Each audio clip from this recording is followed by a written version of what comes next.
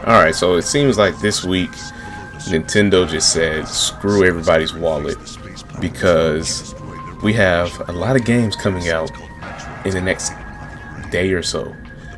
Yeah, the next day or so. So we're going to talk about those. But before we get into that, make sure you hit the like button, you subscribe, and you hit the bell so you can know when I upload. So this week we have a lot of games coming out we have a lot of games coming out on the Switch this week. And the first one up that is technically been out for a couple of weeks but just came out physically yesterday is Metroid Prime Remastered. And I gotta say, this game's pretty good. I already downloaded it. I started playing it like 2 or 3 weeks ago, and I just beat it today, and it's a pretty amazing game.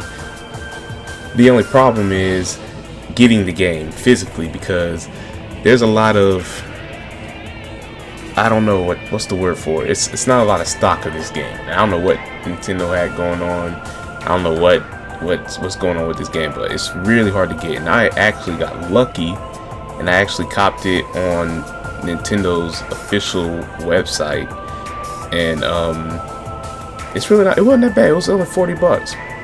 So yeah, it's not that bad, but it's just the fact that you're getting it is the tough part.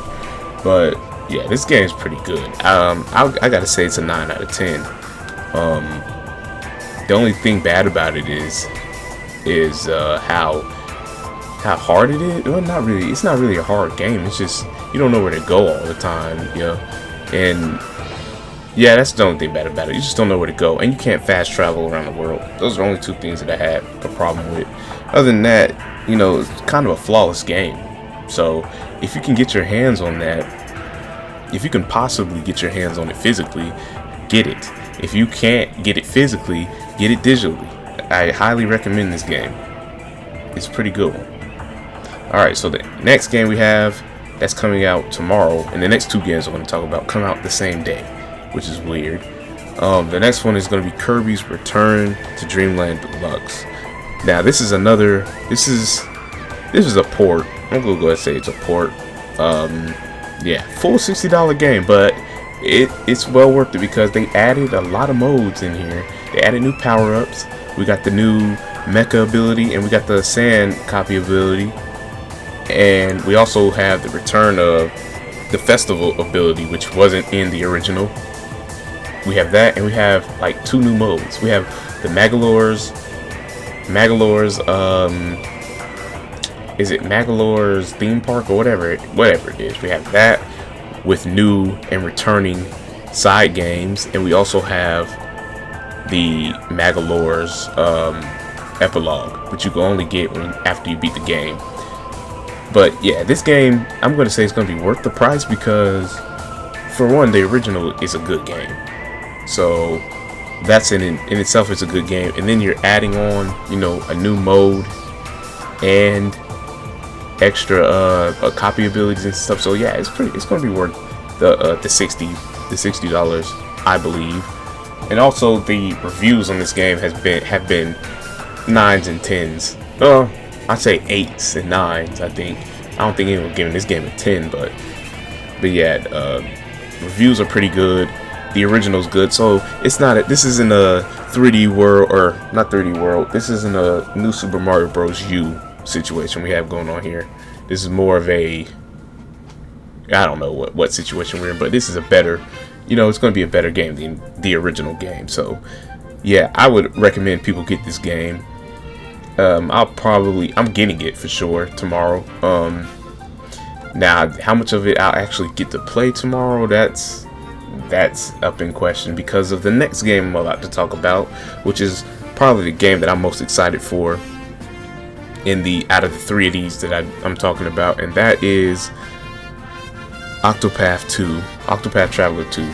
And I'm very excited because the first one was basically the introduction of the HD 2D, you know, look in these video games, and I gotta say, it started out with a bang.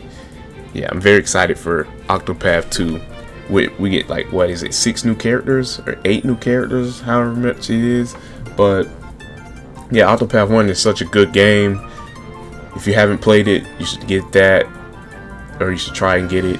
I recommend the second one. So yeah, the reviews for it is it's a pretty solid game. I see a 7 out of 10 from IGN. I see an 8 out of 10, and I see an 84% on Metacritic. So yeah, it seems like it's around the same level as the first one, which is a pretty good thing because the first one's an amazing game, in my opinion.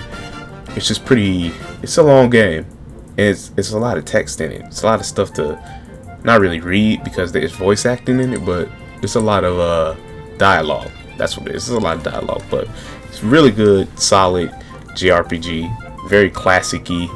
You know, if you love JRPGs, then this is the one for you, for sure. But yeah, I just had to make this video because I don't understand why they released all these games in the same week. Like, I don't get what they were thinking with that. But I mean, some people couldn't even get their hands on Metroid, so maybe, you know. And all these 3 games are very different from each other. So most people, I'm probably in the minority when I say I'm getting all 3 of these games. Well, I've already gotten Metroid twice, and now I'll be getting the other 2 tomorrow. But yeah, I'm pretty sure I'm in the minority buying all 3 of them. But yeah, that's gonna do it for this one. Let me know in the comments, are you getting all 3? If not, which one you're getting. And I'll see you guys in the next one. Peace.